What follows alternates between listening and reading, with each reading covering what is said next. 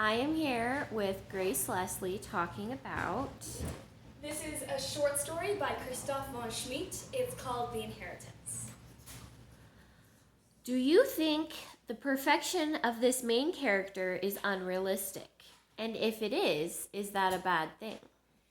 Okay, so the main character of this story, his name is Mr. Vollmer. He honestly is the picture of perfection. He is so kind, he is so full of gratitude. He knows the best morals to teach his children. He isn't prideful, even though he has a lot of wealth. So he's a very perfect character, almost like George Bailey from It's a Wonderful Life. I feel like yes, I would agree that it's a very unrealistic character because it's almost like he has no flaws. But I don't think that that's a bad thing because every child wants to be their favorite character in their favorite story. And if their favorite character is a jerk or has bad qualities about them, that's not a very good thing to want to mount up to. So even if it's kind of an impossible standard to reach, it's best to try to reach it at least. If Mr. Vollmer reacted with anger and depression to his money loss instead of remaining optimistic, would the situation have been worse than it was? So at the beginning of the story, Mr. Vollmer starts out with a lot of wealth. He has a beautiful mansion, he has a flourishing business, but throughout it, his business starts to suffer for reasons that aren't known to me. But somehow he still reacts to his money loss with goodness and optimism, and he never lets himself fall into depression or fear. And I think that it's very good he did that, because if he had reacted with anything less than his happiness and light, he probably would have been irrational and would have made decisions that would have made his business fall farther, and he probably would have been too depressed or fearful to take care of his own family because he did have a family. How do you think Mr. Vollmer's great-grandfather felt after being rejected by his friends once he had lost his wealth? So Mr. Vollmer tells his children about his great-grandfather who was kind of in the same situation as him. He had amazing wealth, but then because of the war, I'm pretty sure it was the 100 Years' War, he lost everything that he had. And he went to his friends, his supposed friends, and asked them to help him, but they rejected him because he had no wealth. And I think it was then that he realized the only reason they'd ever been his friends is because he had a title of respect and he had something that he could give them. So I think that that's a very heartbreaking moment to realize that that's the only reason somebody watched you, somebody loved you. And you have to be very careful, I feel like, if you have a lot of money or a lot of means, to see who your friends are to make sure that they will love you no matter what. Why was Mr. Vollmer so overjoyed when he overheard the blind man and his grandson's conversation? So Mr. Vollmer overheard this conversation between the blind man and his grandson about how the blind man just didn't think he had anything to live for because he couldn't take care of his family anymore because he couldn't see. He didn't think that there was anything else for him to do, and Mr. Vollmer was very overjoyed to realize that he wasn't the only one in trials, and to realize that he still had his sight, and that although he was in a bad situation, that he still had a lot, and he had a lot to live for. And I think it was good for him in that moment to realize that there's always somebody who is struggling worse than you, and that you still have a lot to be grateful for. Why was Mrs. Vollmer so quick to invite the blind man and his grandson to their house when they were already in dire circumstances? So when Mr. Vollmer's wife saw this blind man and his grandson, she immediately wanted to invite them to his house. Mr. Vollmer was like, "That's crazy, why would we do that? We have nothing to give them." And Mrs. Vollmer said that they could at least give them one meal and one night of love, and that even if they couldn't sustain them for forever, that was better than nothing, because she knew that any kind of kindness or mercy she gave out would be returned to her in some way, and that helping them would only help themselves instead of making it worse. What did Mr. Vollmer mean when he said, "Though woman be considered the weaker sex, you have more courage than I"? So,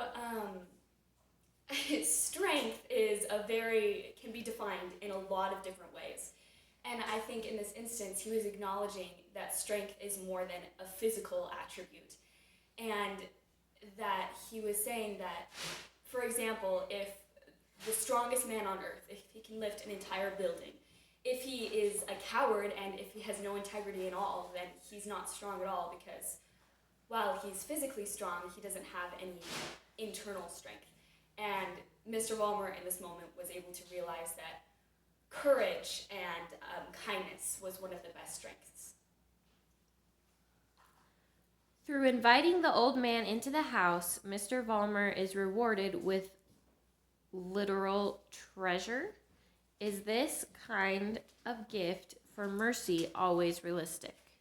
So when Mr. Vollmer invites the blind man into his house, he calls his family doctor to see if anything can be given to the blind man to help his eyes. And the doctor said, "Yes, I can perform an operation that will give him back his sight."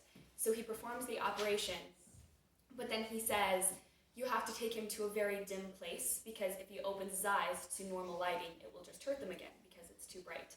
So Mr. Vollmer is like, "Oh, I have a basement that I can take him into that has very dim lighting." So he takes Mr. Vollmer takes the blind man into his basement. And when the blind man opens his eyes, I guess he's not blind at this point anymore, he doesn't have a name, he's just the blind man. When he opens his eyes, the first thing he sees in this basement is a painting. I don't remember what the painting's called, but it's a painting he'd only seen once in his life. And he said to Mr. Vollmer, "I know what this painting is, and I've been here before." So he tells Mr. Vollmer about the story when he had been a young man. He had worked for Mr. Vollmer's great-great-grandfather or something. And he had one day been called to this very same basement right in front of that painting. And Mr. Vollmer's great-grandfather had said, "What I'm about to tell you is top secret, you cannot tell anybody." And the young man said, yes, I promise I will keep the secret." And the secret was that Mr. Vollmer's great-great-grandfather was hiding literal treasure, rubies, gold, diamonds, behind this painting in this trap door.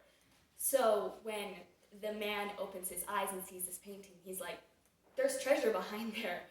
You literally have this inheritance that's been given to you by your great-great-grandfather." So that's the context behind that. But the question of, is literal treasure always realistic for giving out mercy?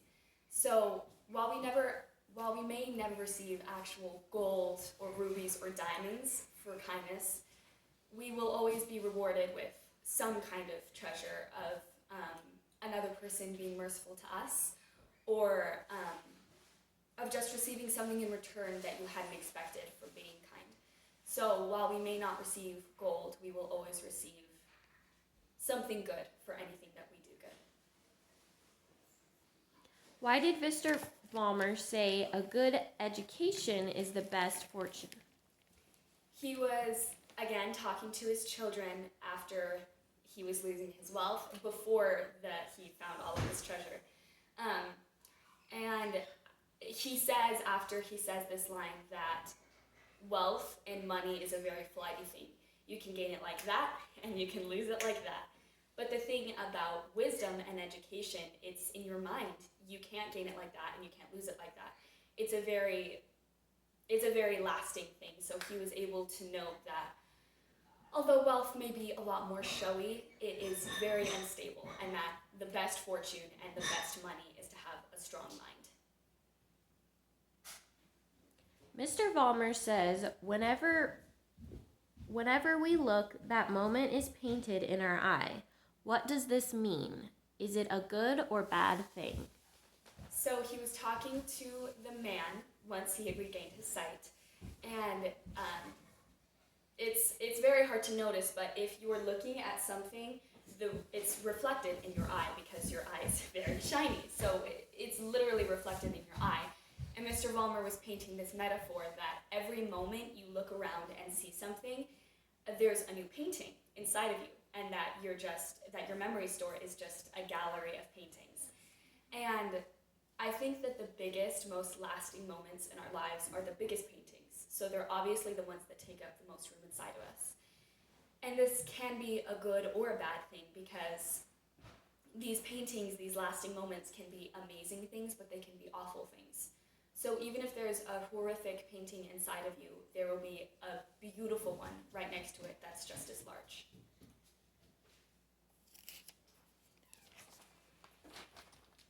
The blind man states, "I am unworthy of all the mercy my God has shown me.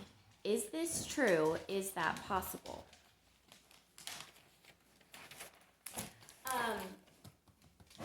So the man was rejoicing in his sight because God had given him so much mercy to return it to him. And I think that the reason God shows us such endless mercy and kindness and forgiveness is because he knows we deserve it. And while we may never feel like we deserve it, God looks at us for who we have the potential of being instead of who we are. So he will never hesitate to help us because he knows that we deserve everything that he can give us. Mr. Vollmer says, "For in those days, fear of God and respect in parents went hand in hand. What does this mean? Should they remain so?" Again, he was telling a story from his past. He told a lot of those.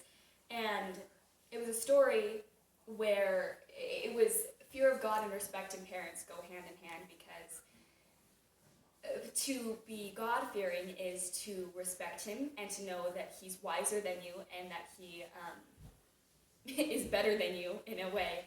And respecting parents is to respect them and to listen to them and know that they have more knowledge than you. And I think the line between these two things is the fact that God never messes up. He always gives you the best wisdom. He always gives you the best mercy. But while parents may know better than us, there is a line to their perfection. So it is very important to respect our parents, because that has become less and less poignant as time has gone on. But we do have to note that God is still better than everything. What morals do we learn in this story? What line from the book captures that best? So this story is truly about realizing what the best fortune is and realizing what true money is and what you can receive true joy from. And it teaches the places to find that. And I think the best line is at the very end, when Mr. Vollmer said, "Let godliness, virtue, and integrity be the best inheritance which we shall leave behind for our children." So we can note from this story that the moral we learn from it is that the thing that will give us the most beyond money is being kind and giving mercy. Thank you.